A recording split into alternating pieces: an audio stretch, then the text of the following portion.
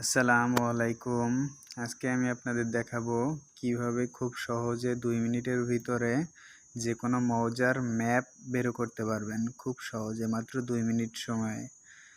তার জন্য আমাদের ব্যবহার করতে হবে যে কোনো একটি ব্রাউজার। আমি ব্যবহার করব ক্রোম ব্রাউজার।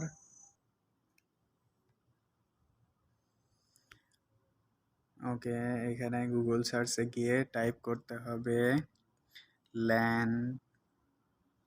land.gov.bd সার্চ করতে হবে। এটার লিঙ্ক আমি ডিসক্রিপশন বক্সে দিয়ে দেবো, আপনারা ওখান থেকে নিয়ে নিতে পারবেন খুব সহজে। এটা সার্চ করার পরে এখানে ঠিক উপরে এরকম একটি লেখা আসবে, দেখুন ভূমি মন্ত্রণালয় হোম। এটা ভূমি মন্ত্রণালয়ের লিঙ্ক। এখানে এই ভূমি মন্ত্রণালয়ে ক্লিক করতে হবে। অ্যান্ড দেন এটা চলে যাবে ভূমি মন্ত্রণালয়ের হোম পেজে। অ্যান্ড দেন এটা স্ক্রল করে নিচে আসতে হবে। নিচে স্ক্রল করে নিচে আসার পর এরকম একটি অপশন আসবে। এখানে আপনাকে খুঁজে বের করতে হবে মৌজা ম্যাপ। হ্যাঁ, দেখুন এখানে লেখা আছে মৌজা ম্যাপ বাজেট উপস্থাপনা ব্যবস্থাপনা। এখানে আমরা ক্লিক করব মৌজা ম্যাপ। আসার পরে আবারও স্ক্রল করে নিচে চলে আসতে হবে। নিচে আসার পরে এখানে দেখুন অনেকগুলো অপশন আছে, খতিয়ান মৌজা ম্যাপ। এখানে আমরা ক্লিক করব মৌজা ম্যাপে। আবারও স্ক্রল করে নিচে চলে আসতে হবে। নিচে আসার পরে ঠিক এরকম একটি ফর্ম আসবে। এটা আমাদের ফিল আপ করতে হবে, পূরণ করতে হবে। এখানে আমরা যে মৌজার ম্যাপ আমরা বের করব সেটা যে বিভাগে রয়েছে সেই বিভাগ সিলেক্ট করতে হবে।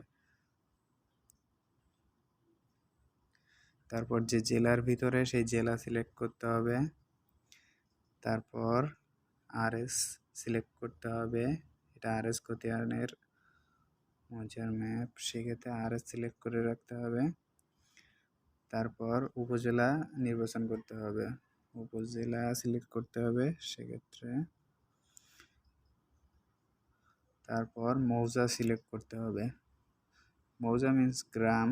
আপনার উপজেলার ভিতরে যতগুলো গ্রাম থাকবে সবগুলো গ্রামই এরকম চলে আসবে। এখানে আপনি আপনার যে গ্রামের ম্যাপ আপনি বের করতে চাচ্ছেন সেটা সিলেক্ট করতে হবে।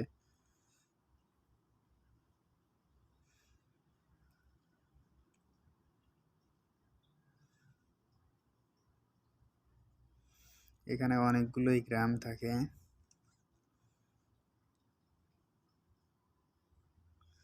ওকে, এখানে দেখুন লেখা আছে সিট অনুযায়ী। এখানে আপনি যে কোনো একটি নির্বাচন করে নিতে পারবেন, 1, 2, 3। সেখানে আমি সিলেক্ট করব 1। দাগ নাম্বার অনুযায়ী দিলে আপনি আরও সহজে বের করতে পারবেন। দাগ নাম্বার দিয়ে বের করা যাবে, আবার এখানে সিট অনুযায়ীও দেওয়া যাবে।